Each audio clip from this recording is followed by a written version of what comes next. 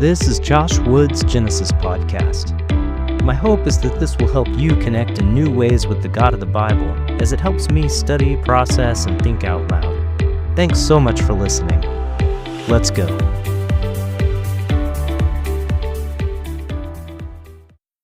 On to Genesis 6. This week, we've reached the story of Noah's Ark. It's one of the most famous stories in the history of mankind. I grew up in church. We attended religiously Sunday morning, Sunday night, and Wednesday night. I've heard countless sermons about Noah's Ark. Some good, some okay, some terrible. As I reread the story, here's what I took away this time.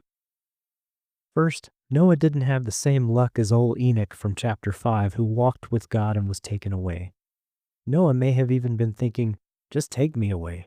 Instead, he had to build a giant boat and look like a total idiot to all of his neighbors every single day. Imagine Noah's neighbor, Fred, who lives in the cul-de-sac next to him, walks out and grabs his morning newspaper. "What you doing there, Noah?" "Oh, building a giant boat to save what we can of life on Earth when God destroys everything in a massive flood." Fred: "What? How do you know this is going to happen?" Noah: "Because God told me." Fred: "Sure he did there, buddy." In a sense, Noah's in the same boat, pardon the pun, that Christians are in today, because that same neighbor now has Facebook. Fred: "So you believe there was some giant literal flood that destroyed all of mankind?" Christian: "Yes."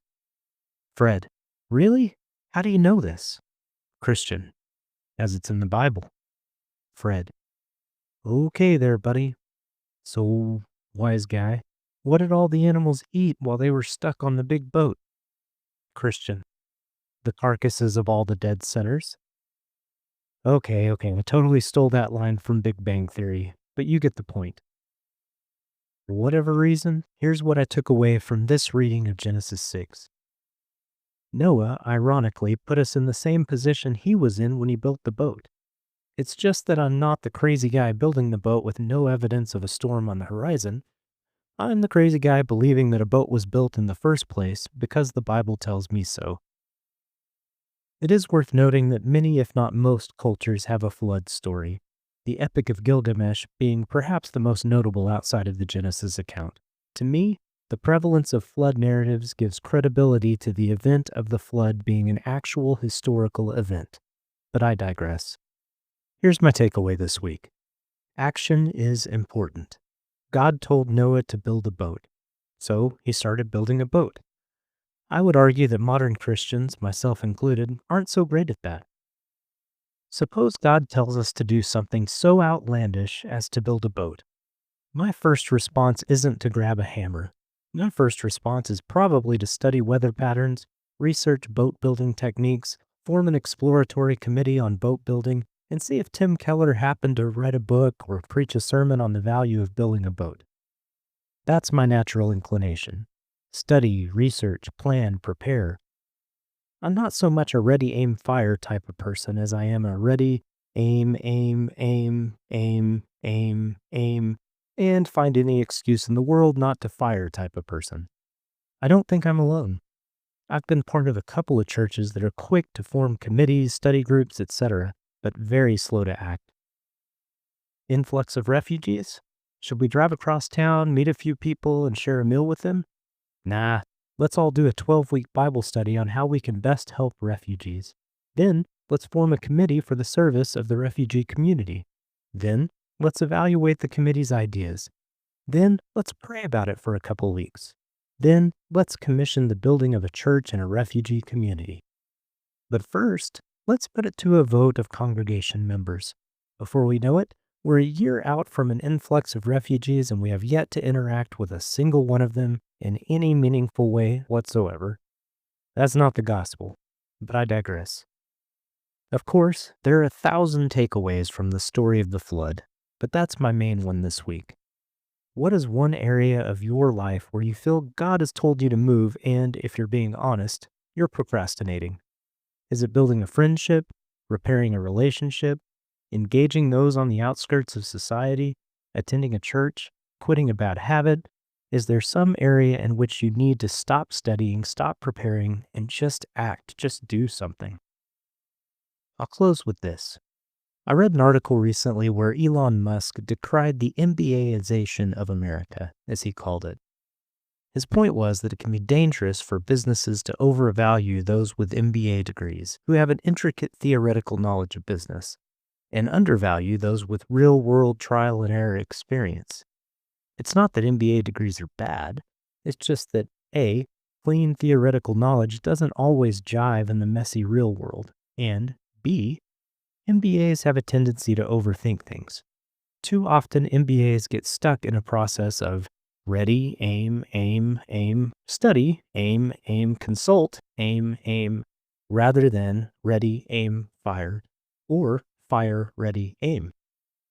They spend too much time working on organizational structure and too little time focusing on the end product or end user. Sometimes you have to move fast and break things, as Mark Zuckerberg says, instead of sitting at a coffee shop and increasing your book knowledge. Here's my point. Just as there is a danger in the over-MBAization of America, I think there's a danger in the overthinking underacting of Christians. Actually, I think there's a danger in the over-seminarianization of the American church as a whole. But that's another discussion entirely. It's not that seminary degrees are bad. It's not that studying is bad. It's just that seminarians can have a tendency toward overthinking things, spending too much time working on the organizational structure and too little time focusing on the end user. While I don't have a seminary degree, I do have an MBA. True to stereotype, I'm remarkably good at overthinking, overanalyzing, and generally avoiding action in favor of theoretical contemplation. There's a reason you see the disciples in the Bible learning in an active, trial-by-fire type of way.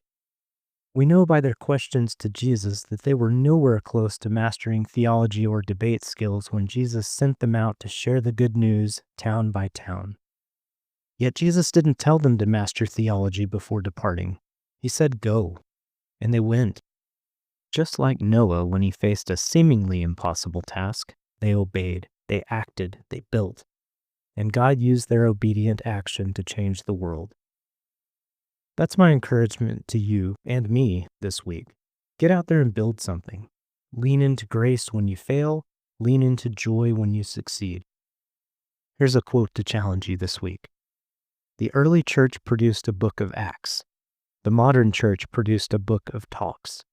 Francis Chan. Yo, it's the tale of Noah. Let's break it down quick. Floods coming heavy, time to build that ship. From Genesis 6 to the streets today. Here's the takeaway, don't delay, let's slay. Noah's out here hammering his grip. Neighbors laughing hard, man, you flipped. Nosy neighbors like, yo, a flood? That's wild, bro. Noah steady, God said it, so I know. No cloud in sight, but he's stacking wood. Looking like a fool for the greater good. Same vibe, now we're in that boat. Face the fuel when the skeptics gloat. Build that ark, don't just sit and stare. God says move, get about that chair. Stop with the plans, the aim, aim, aim. Face into action, ignite that flame. Floods legit, check Gilgamesh too. Every culture's got a watery clue. But here's the rub, we stall instead. Committee studies, we're stuck in bed. Refugees knocking, we're slow to roll. Bible studies cool, but where's the soul? Noah didn't wait, he grabbed that axe. We overthink, man, that's the facts. Build that ark, don't just sit and stare. God says move, get about that chair. Stop with the plans, the aim, aim, aim. Face into action, ignite that flame. Elon's dropping truth, no MBA haze. Overthinking kills the real world plays. Zook says move fast, break some stuff. Noah's proof, obeys enough. Disciples rolled, no PhD grind. Jesus said go, they left perfection behind. Theory's tight, but action's king. Build your boat, let the heavens sing. So what's your arc, where you delaying? Friendship, habits, something God's saying. Stop the aim, let the hammer swing. Act on faith, see what grace brings. Noah built, the world got shook. That's my rap, now drop that hook.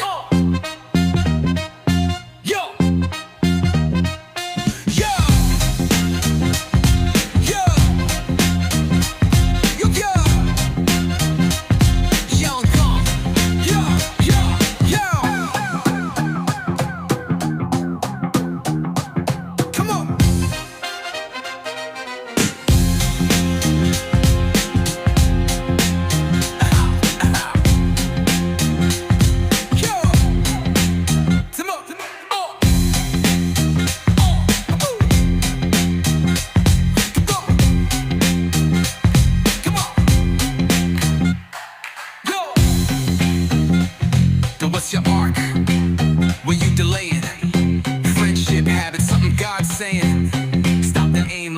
never swing. Act on faith, see what grace brings. Noah built, the world got shook. That's my rap, now drop that hook.